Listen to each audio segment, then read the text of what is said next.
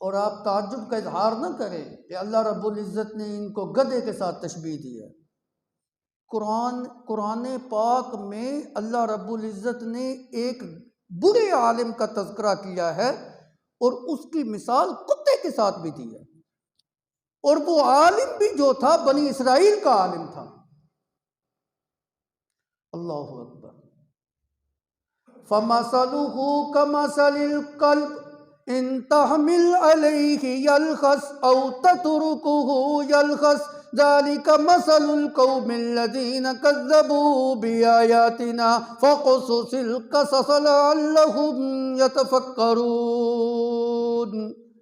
एक बहुत बड़ा आलिम था बनी इसराइल के अंदर, हज़रत मूसा अलैहिस्सलाम की नबुव्वत के ऊपर ईमान भी लेके आया था।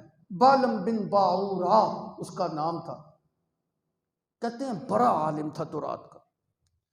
अल्लाह रब्बुल इज़्ज़त ने इसको बड़ा इल्म दिया हुआ था, आलिम भी अच्छा था, दुरुस्त था, मूसा अलैहिस्सलाम का पैरोकार भी था।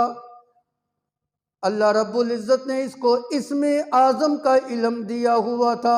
खुसूसियत इसकी ये थी, उस इसमें आज़म के साथ जिस जगह के ऊपर खड़ा हो के जो भी दुआ मांगा करता था, अल्लाह रब्बुल इज़्ज़त इसकी दुआ को कबूल फरमा लिया करते थे। मुस्तजाबुद्दावात था।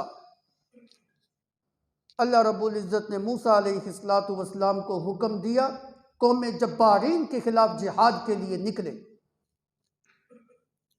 कौम जब्बारीन सारी इकट्ठी होके इस आलिम के पास आ गई। आप मुस्तजाबुद्दावात हैं, अल्लाह आपकी दुआओं को रद्द नहीं करता, आपसे एक दुआ करवानी है।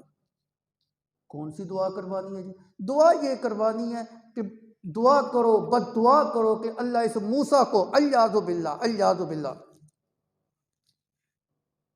मूसा अलैहिस्सलाम के खिलाफ जो है ना बद दुआ करवाने के लिए आए। उसने कहा होश है तुम्हें, अकल है? अल्लाह का पैगंबर, सच्चा पैगंबर, और मैं उसके खिलाफ बद दुआ करूं? नहीं हो सकता, दफा हो जाओ, चलो जाओ यहां से। दुत्कार दिया कौम वाले पैसा रुपया, पैसा दिरम दिनार सोना चांदी लेके इसके दरवाजे के ऊपर आ गए।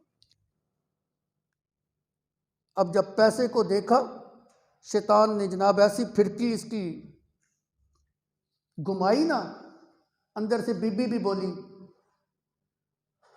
मौलवियां को की होंगी भुख तो इलावा और की होंगे, सारी जिंदगी तेरे साथ भूख काटते हुए मैंने गुजार दी है, अब अगर 4 पैसे आ रहे हैं तो अकल से काम ले, इसको जाने ना दे।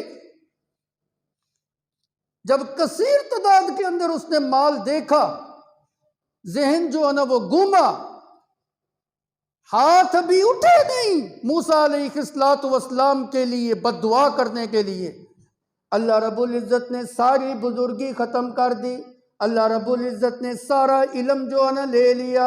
अल्लाह रब्बुल इज़्ज़त ने जो शान व शौकत और अज़मत और इज़्ज़त दी थी, सारी इज़्ज़त ख़त्म हो गई। उलमा के सबसे इसको बाहर निकाल दिया। मुस्तजाबुद्दावात था, मरदूद जो है ना हो गया।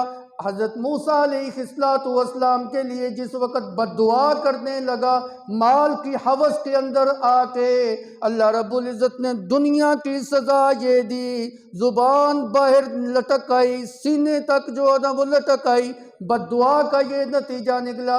अल्लाह रब्बुल इज़्ज़त ने उस शख्स की मिसाल कुत्ते के साथ दी।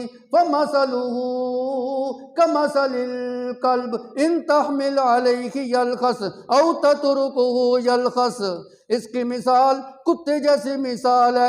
कुत्ते को कभी आपने देखा हो आराम के साथ भी बैठा हो, फिर भी उसकी जुबान बाहर लटक रही होती है।